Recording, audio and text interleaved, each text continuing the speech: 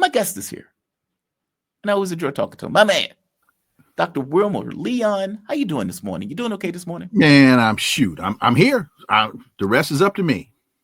Well, I appreciate that. Dr. Wilmer Leon. He is radio host, political scientist, nationally syndicated columnist, host of Connecting the Dots on YouTube and Inside the Issues on Sirius Radio.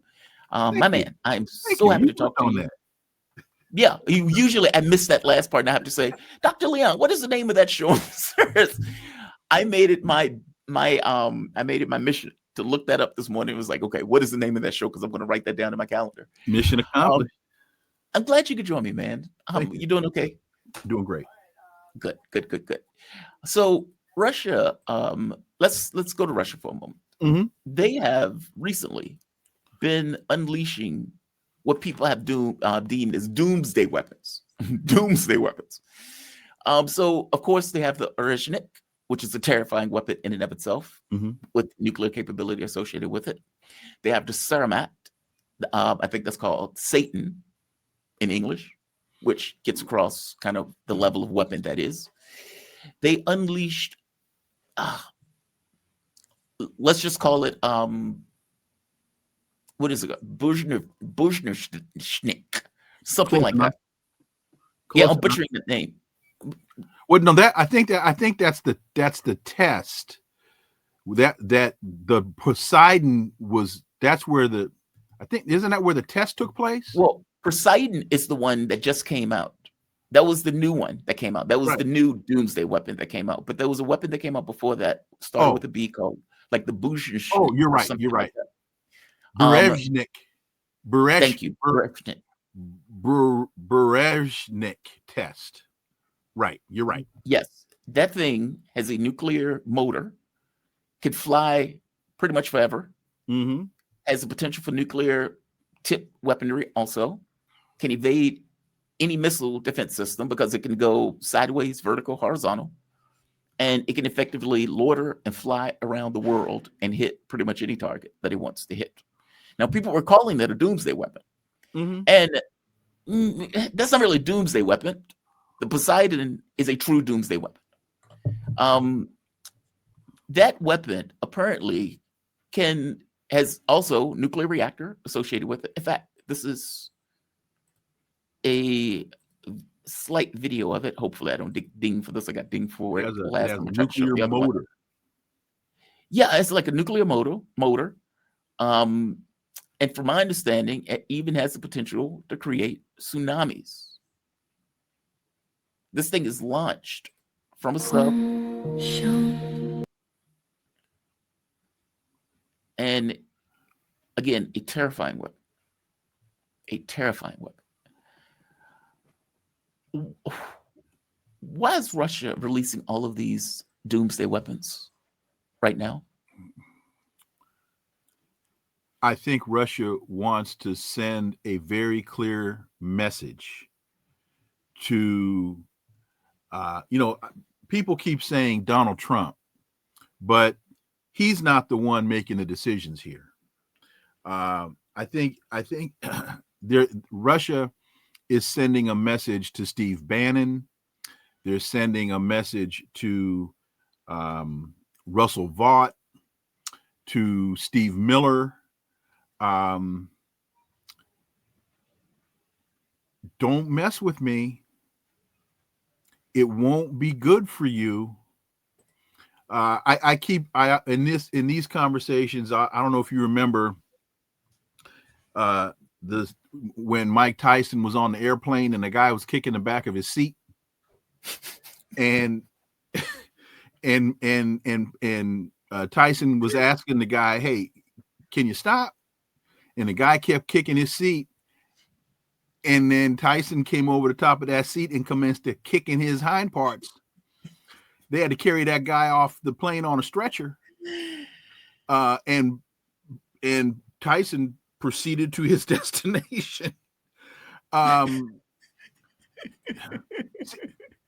We go back to this point often, but because I think it's relevant to the basis of the analysis, and that is the world has changed. it's not changing. It has changed. And the United States is no longer the unipolar hegemon. But the problem is, I guess the fax machine is down in the Oval Office because they're not getting the facts. And I use that technology as a metaphor for their mindset. So, new neighbors have moved onto the block. And you might want to take them some cookies and welcome them to the neighborhood instead of continuing to try to have parties in their backyard, because they're not going to stand for it. So this is it's old wine in old bottles. So I think this is Vlad taking his shirt off and flexing. Oh, nice triceps you got there, Vlad. Yeah. It's like as he rides a bear, right? Right. But we're not getting the message. It's it's wild. That weapon is a nuclear weapon that it's nuclear powered and warhead capable. And nuclear warhead capable, and capable of creating a tsunami to effectively wash over whatever target is. Right. So London, Stormer better watch his ass, right? Like that, like the stuff that they're creating. And he even pointed out, like, hey, the nuclear reactor for this, because obviously it's like a miniature nuclear reactor, can be used on the moon. So it's like we have civilian usage for this also. Don't mess with us. Like they continuously are asserting this idea of don't mess with us. You keep getting closer to our borders. You keep, Macron talking about sending French legionnaires into Ukraine. There must be diseased soldiers, legionnaires disease. Yeah. Well, those people are going to die. I mean, they kind of made it very clear. He's like, look, you better talk to their wives and families and explain to them why those soldiers are sacrificed. Why they're not coming back. Exactly. But I guess my point is like, Russia's not doing this for no reason, right?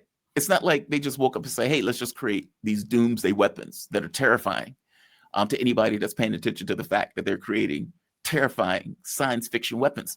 If this was in Star Wars, people would be like, whoa, that's a hell of a weapon. This is not science fiction. Like, this is like sci-fi tech that they have materialized into physical matter reality, and that they have tested, shown that it works, and is now ready to put into action against other countries on Earth, not against aliens, against other countries. That it's an astonishing thing. And as you point out, the fax isn't in. Is it that the fax isn't in, or is that a hegemon has a very difficult time coming to grips with the fact that they are not untouchable? Like, this is not the United States of the 1980s, right? This is not, even the 1990s. Well, this is not the Roman Empire. This is not the Greek Empire. This is not the Ottoman Empire. This is not the British Empire. All empires run their course. Yes. There's not one in the history of the world that hasn't. So the first problem is somehow their arrogance has convinced them that the American empire is unique and different from all of its predecessors. Newsflash. That's what all the predecessors thought about their predecessors. But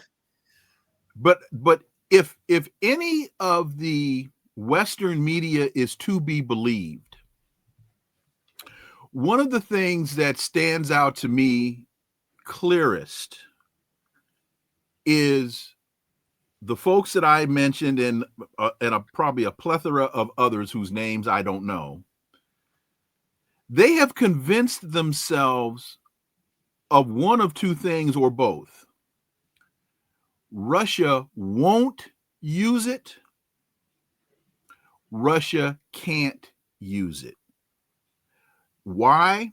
Because up to this point, President Putin and President Xi have been incredibly measured, and Khomeini in Iran, they have been incredibly measured in their responses because they are responsible individuals.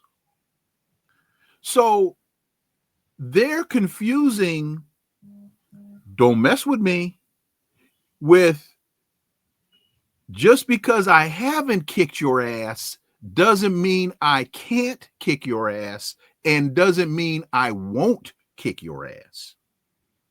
Yeah. They don't understand that.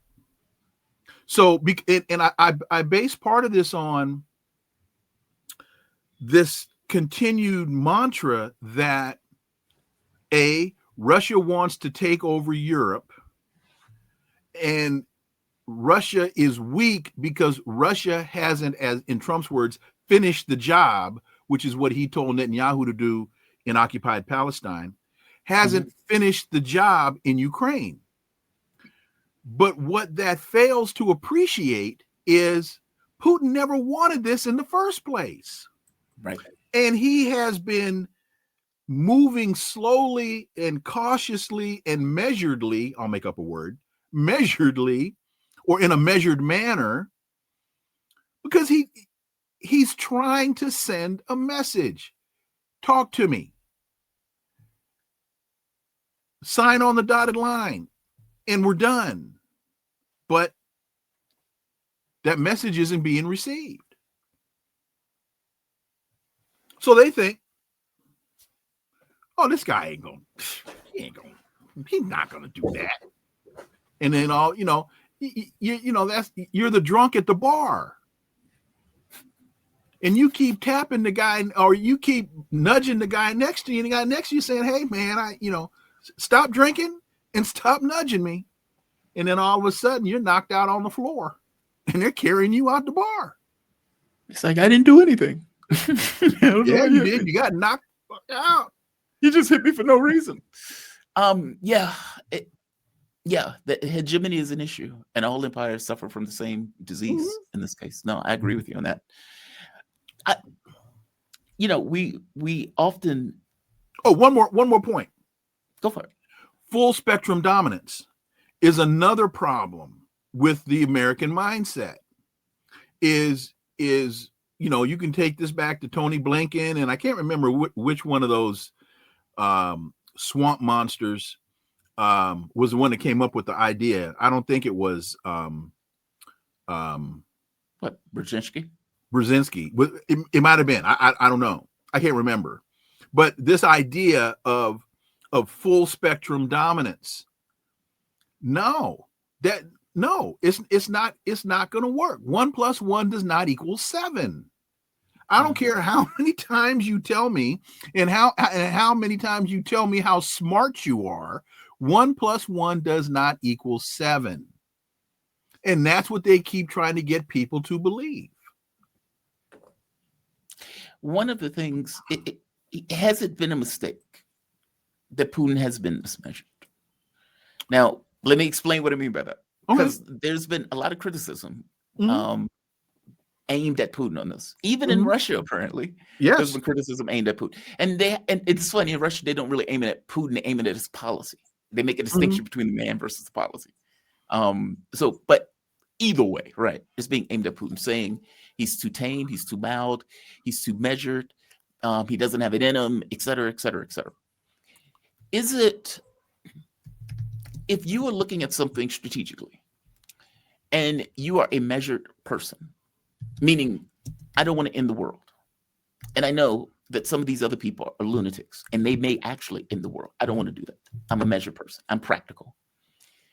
Is it impractical for a practical person to be too practical?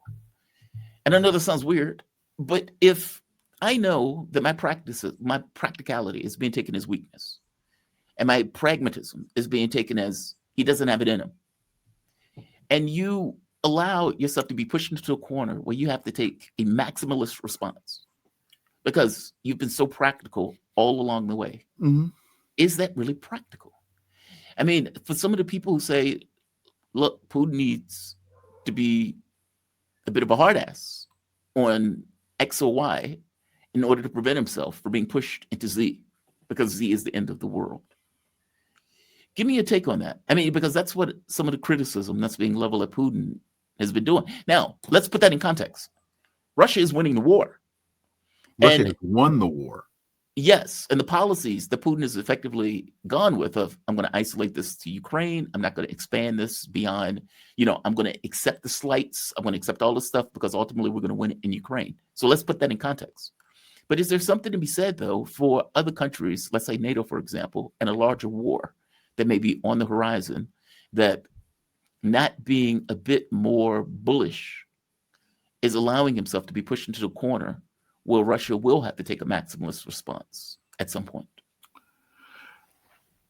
Let me first say, I can't give a definitive answer to that question because there are obviously elements of this reality that I have no knowledge of. Yeah. So I need to provide that context. This to a certain degree, as soon as you framed the question, I thought about Muhammad Ali and Ernie Terrell. And for those that don't remember or are not old enough to have experienced this, Ernie Terrell was a boxer who was friends with Ali. And when Ali converted to Islam, Ernie Terrell refused to call him Muhammad Ali and continued to call him Cassius Clay. And when they met in the ring, Ali could have knocked him out probably round 3, but decided he was going to teach Ernie Terrell a lesson. What's my name? What's my name? And just commenced and continued to pound that behind. Bang, what's my name? Bang, what's my name? So if you take a principled position and you decide I am wedded to my principle, and you are not going to move me off of my spot. You are not going, I'm holding this ground, literally or figuratively. You're not moving me off my corner. This is my corner. And also because I know, because I have a much longer view and a clearer understanding of history than you do. My country won World War II, not yours. You were merely the benefactor, United States. You were merely the benefactor of our sacrifice. I know what this means. I know what this looks like. I don't have members of my family because of this. I'm not going to let you take me there. I'm going to stay wedded to my position because my position is a principled position. And also because I know as they say, don't think because I'm not doing it, I can't do it. But I'm not going to do it right now because it's a lose-lose. One of the other elements I think to this is the Russian economy. Putin understands what a full-fledged war does to your economy. And right now, his economy is doing quite well, contrary to what the New York Times, the Washington Post, and the Wall Street Journal want to tell you. The Russian economy is doing quite well. So he's winning on so many other fronts. And I don't mean to sound like Charlie Sheen. Winning! He's winning on so many other fronts that if you move me off of my position, that could jeopardize the progress I'm making elsewhere. So I'm just going to stand here and continue to pummel your behind until you acquiesce and surrender. That, and one of the other missiles, just quickly to go back to the missile conversation, the Kinjal. Yes. Hypersonic, yeah. The Kinjal. Terrifying weapon. When and I think I had this readout correct. When Biden sent, I can't remember which carrier it was, into the Mediterranean, as I understand the readout, Putin called Biden and said, Joe, what are you doing? And why are you doing this? These people don't scare. And oh, by the way, I can sink that thing from the Black Sea with the Kinjals that are on our, whatever their fighters are. Yeah. I can sink that thing from here. So what are you doing? To me, it's that kind of mind. And I go back again to the point of Putin has, and again, President Xi, they have a much longer view of history based upon the thousands of years of history and culture that their respective countries have. And so he's saying, ain't nothing new under the sun. All you're doing is replacing war elephants with F-16s. It's just the technology of the time. But the outcome is the same. Oh, I disagree with you on that. The outcome is very different. Like a war elephant, like when Rome, when Hannibal crossed the mountains, the world as they knew it at the time. Yeah, right. Yeah. I mean, there's no way to win this. This is the difference. No, like we all die. Everybody dies. I get your point, and you're right on that point. But I was thinking more in a more limited context. That was the dominant weapon of the time. Mm-hmm. And it's just, this is just we're so far behind. And see, I think that's one of the other messages that he wants to send. You are so far behind this. When the United States decided to allow these other treaties to lapse, Russia didn't sit on its laurels, and no, obviously they went right back to the drawing board, right back to the laboratory, and they went right back to the library and did their homework. And now the test is coming, and they're showing you, oh, we're ready for the test. We've studied. Yeah. You haven't. And the idea that they made this argument that Russia was Nigeria with snow, or that they were a gas station masquerading as a country. And they're like, okay, here's the Sarmat. Here's a Kimzal. Here's another terrifying sci-fi weapon that can create tsunamis underwater. Here's this other weapon that can fly around the world for 14 to 15 hours or longer. Like, this is not stuff that we have. Like, this is stuff that is just, and see, I think this is stuff that would be in a science fiction movie, and people would be like, whoa, that's a hell of a weapon.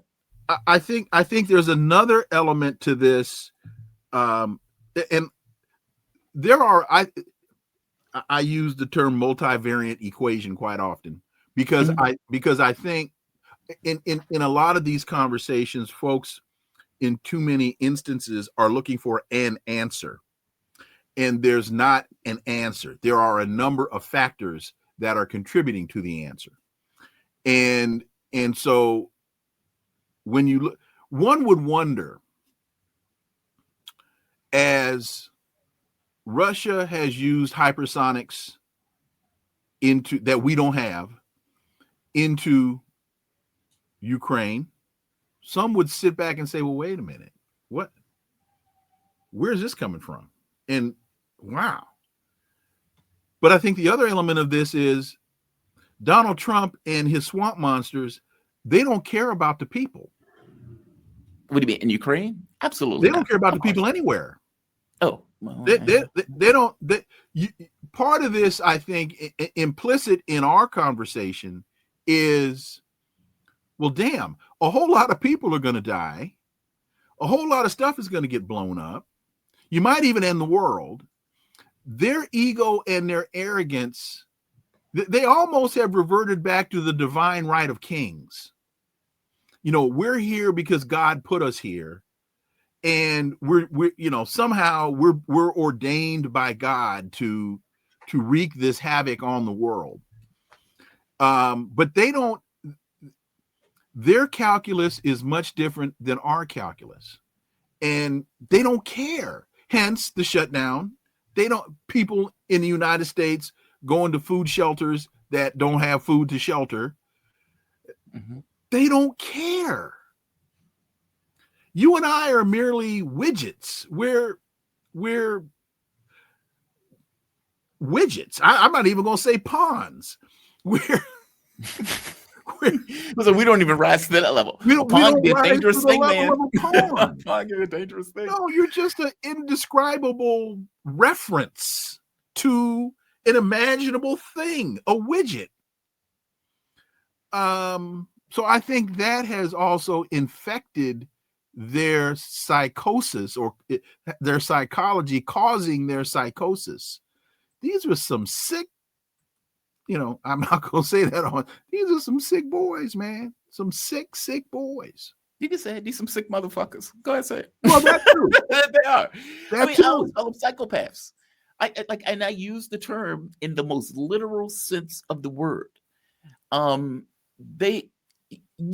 people have this conversation about Ukraine, for example, and they would say the flag wavers, I hate the flag wavers more. It is very difficult for me to get across how much I hate these people, because for me it's like, A, you're dishonest about how this war started. B, you're dishonest about why Russia went in. I mean, A, after you knock over a government, the government becomes illegitimate in and of itself, and that government was used as a proxy. Ukraine has lost over 1 million people, full stop. Mm-hmm.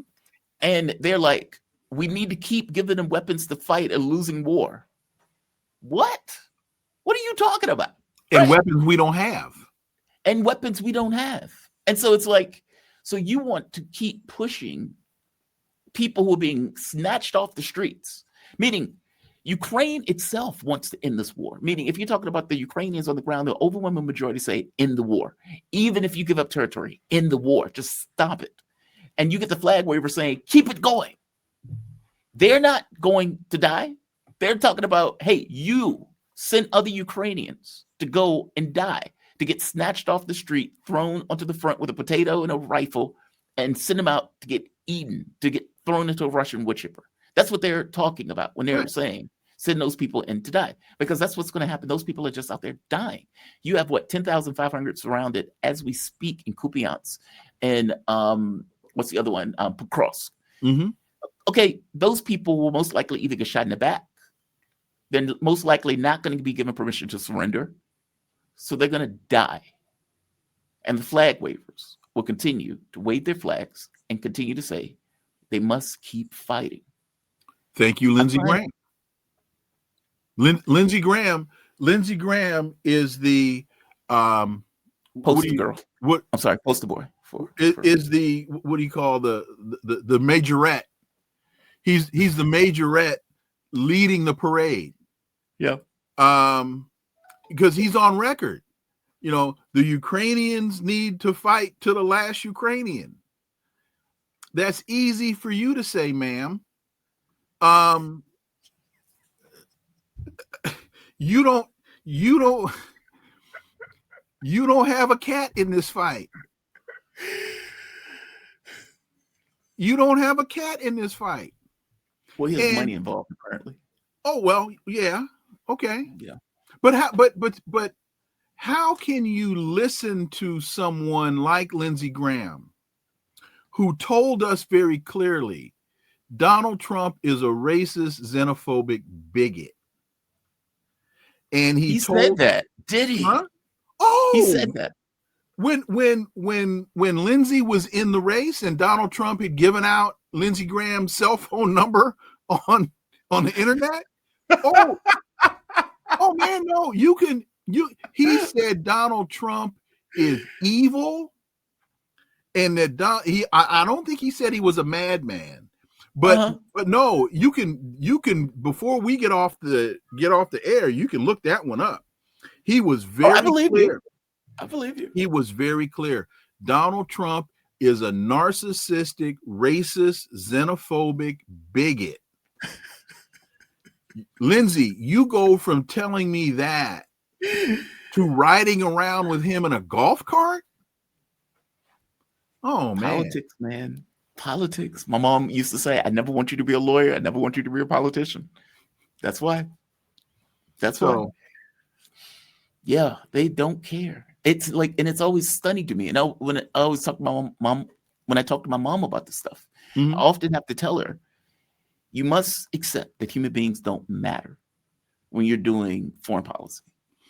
And that always blows her mind. Like, what do you mean human beings don't matter? Right. They don't factor into it in as much as what you can use for propaganda purposes. They're obstacles. Right. Yes. Or they are pawns. Like where you could say, oh my God, look at all these people that are dying. It's either that or they just don't matter. Right. And that's a hard thing to wrap your head around. That was one of the hardest things to wrap my head around when I got into this. It's like, okay, you just got to accept people don't matter in the context of this stuff. And you have to make a separation between your analysis of it for the fact that people don't matter while maintaining the fact that they do. And you have to keep these things separate in the way that you operate. Yeah, part of that, I think, it manifests itself or is reflected in, I think, the difference between the United States foreign policy group and the diplomats in China. The diplomats, Sergei Lavrov is a diplomat. He's a hell of a diplomat. As far as I know, that's all the guy's ever done professionally. Wang Yi is a diplomat. In China, if you want to get into their foreign service, usually you study it in college, and then you get accepted into their school of diplomacy, and you spend years learning the nuances of Chinese foreign policy.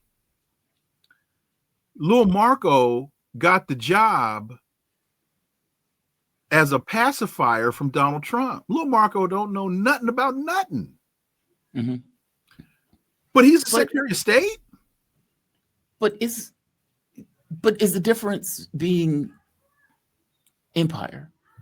Yes. Like I always make the argument that from the standpoint of an empire or from the standpoint of a hegemon, we don't really care.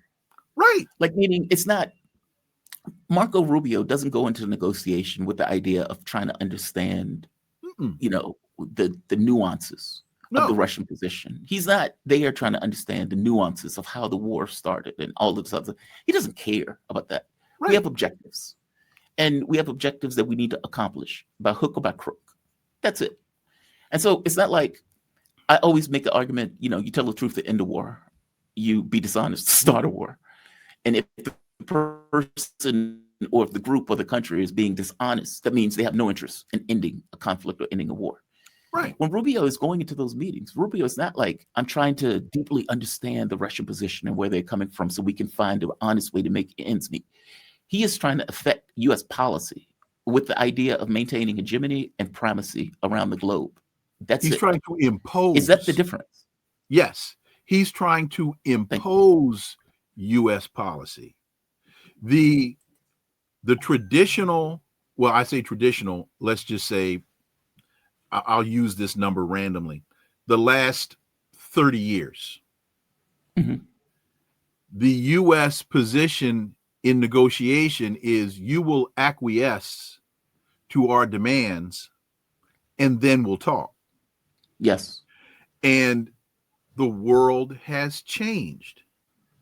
And because listen, and I'm not directing this to you because you do, Listen to the way, if you listen to MSNBC, if you listen to CNN, if you read the New York Times, they always tell you the problem in Ukraine is Putin. And the problem in Ukraine is basically Putin won't surrender. That's what they're telling you. And they're ignoring the reality that when you've won the fight, you don't surrender. Right. And they also ignore the fact that there was a window, an open window of time and space to negotiate this thing. And the United States made conscious decision after conscious decision to continue the fight, expecting that Putin would fold. And now they found out, oh, this guy is serious. He ain't folding. He ain't folding. You were right. It is Joe Biden's war, but Donald Trump has become the warrior. And he's fighting a losing battle. You remember it was April of 22, I think, when Putin held up the piece of paper and said, oh, we got an agreement. Istanbul, yeah. We have an agreement. I got it right here. And Boris Johnson went in and told Zelensky, no, partner. No, you ain't signing that thing. Nope. The West will not allow you. And so Putin said, okay, go on out there. Mess around and find out. I'm about this life, homie. I'm about this life. He doesn't have a choice. No. I've argued this with people who've come on the show. It was like, oh, Putin should be, especially like hardcore anti-war people. And again, I am an anti-war guy, right? Right. But I guess I'm not a pacifist in that sense. See, in the way you can be anti-war. That's an ideological position. We're talking a real conflict here. Yes. Yeah. Real war phenomena. Yeah. Like if I don't do this, meaning you are running a government, you have a hostile military organization that is encroaching on your territory. That hostile military organization has overthrown a government on your border and has filled it with weapons and Nazis, a group that you had to beat back, 60 years ago. Right. They are surrounding you militarily. And they promised to you that they would not. Yes, there's that. And they've knocked over Iraq, Afghanistan, Libya, Syria, etc. Meaning they have gone around the world knocking over governments. And your government is now on the border of one of the countries that they've just taken over. What do you do? It's a hard choice. That's why in international law, and this is one of the fundamental elements in international law, there's a difference between aggression and defense.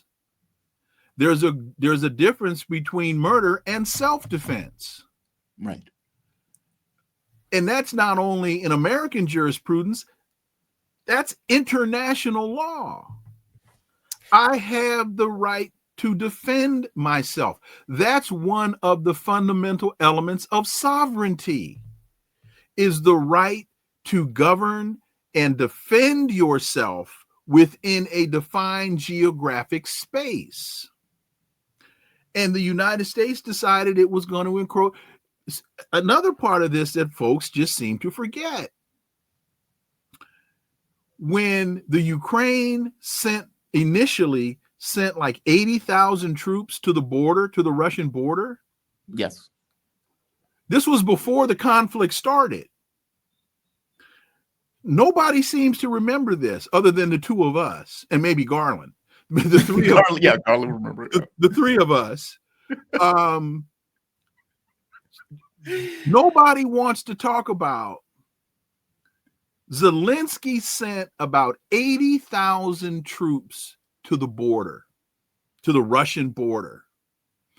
And Putin called Biden and said, Joe, you better get them boys off my border, man, or my response is going to be asymmetrical and disproportionate.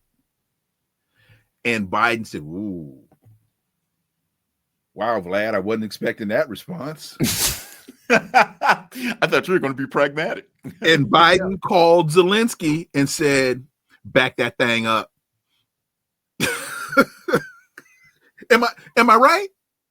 No, you're right. And I want to say that was April or May of, when did this thing start? 22? Well, people keep forgetting that, and that was one of the most aggravating things in the world when this war was starting. They would say, all of these Russians are on the Ukrainian border. And we would they were on the Russian border. They were on the Russian side of the border. Right. But they would ignore the fact that you had all of the Ukrainian troops also on the border. Right.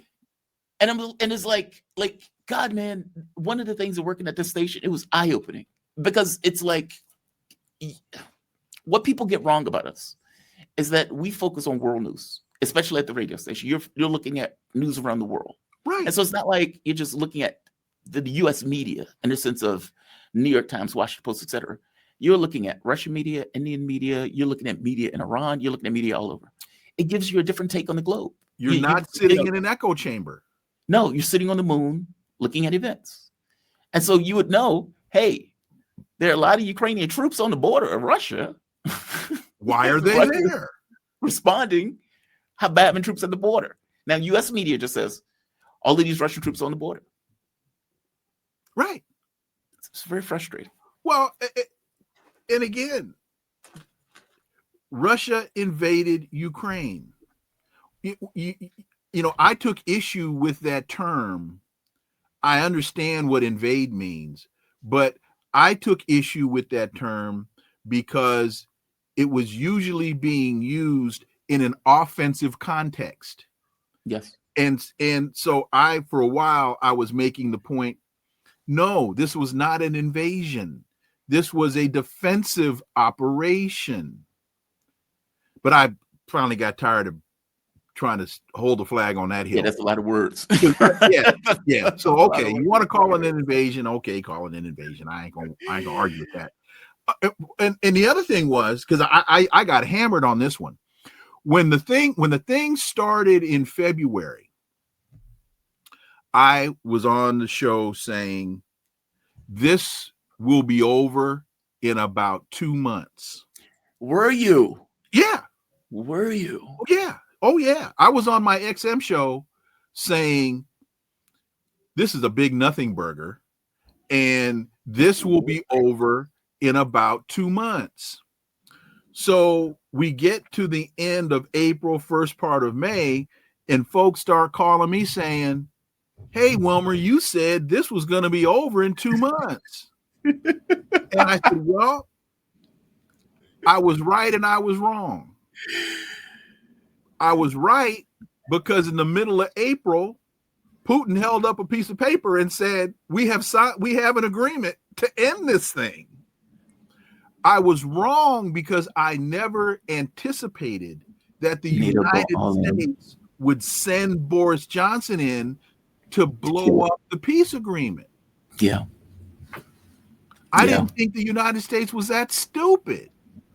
So, and so when I started explaining that, then folks was, we didn't realize. Yeah, because y'all ain't, to your point, y'all aren't looking at the satellite photography, looking at the entire landscape, understanding what's really going on and why. And that's the other thing, is the why. And you got to go all the way back to 1991 and James Baker and Gorbachev trying to negotiate the reunification of Germany. Now, when is Chavez? Yeah. And Gorbachev, we'll say this now, the sucker that he was. Yeah. Went, okay. Yeah. Okay. Yeah. And God, man, I always get hammered for this myself when I say I like Gorbachev because I think we need dreamers.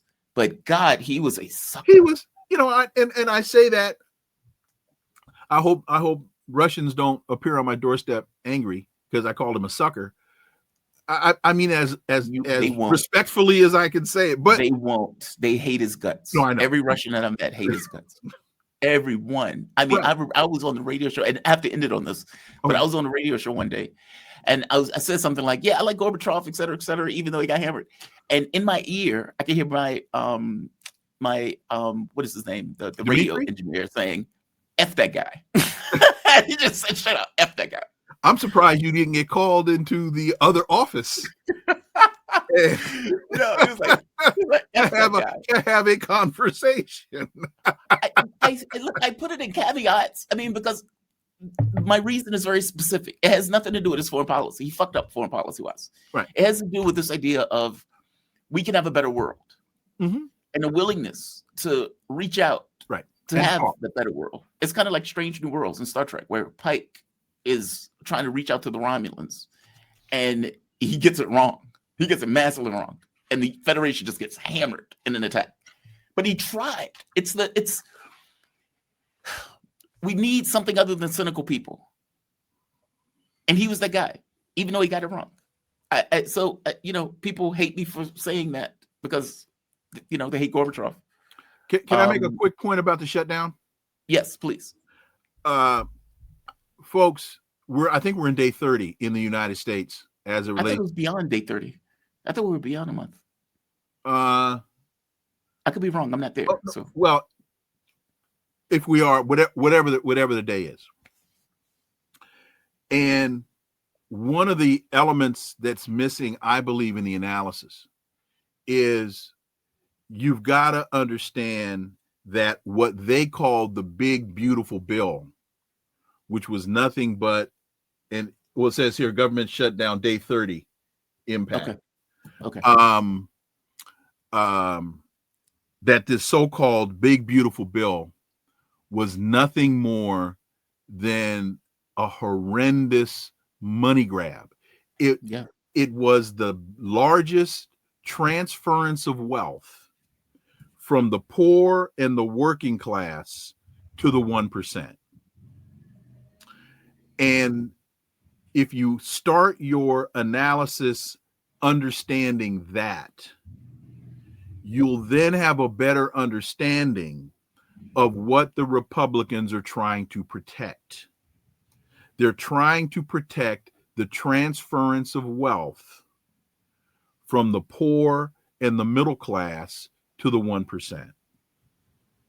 And I don't say this as a Democrat. I don't say this as a Republican. Because I'm neither. It's just true. But if you don't understand that, and the other thing you need to understand is when the Democrats say, and they're not saying this enough,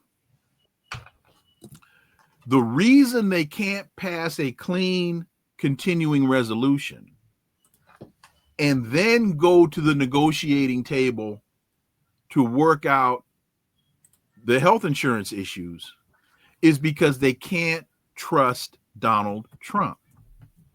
Once they relinquish this piece or this element of leverage, the playing field will not be level. Mm-hmm. And they understand that. And to their credit and to my surprise, they're holding their ground. Yeah. And I'm shocked because I thought by now Hakeem Jeffries would be in a corner in a fetal position with his thumb in his mouth and a blankie over his head. Well, not to say he's not, but they are holding the ground. So understand that it's the largest transference of wealth from the poor and the middle class to the working class in the history of the country. They've stolen. It's a bank robbery. It's what it is. That's an understatement. Dr. Wilmer Leon, you are fantastic. You are a gentleman and a scholar. Man, and I always appreciate when you join. Dr. Wilmer Leon. He's a radio host, political scientist, nationally syndicated columnist, host of Connecting the Dots on YouTube and Inside the Issues on Sirius Radio.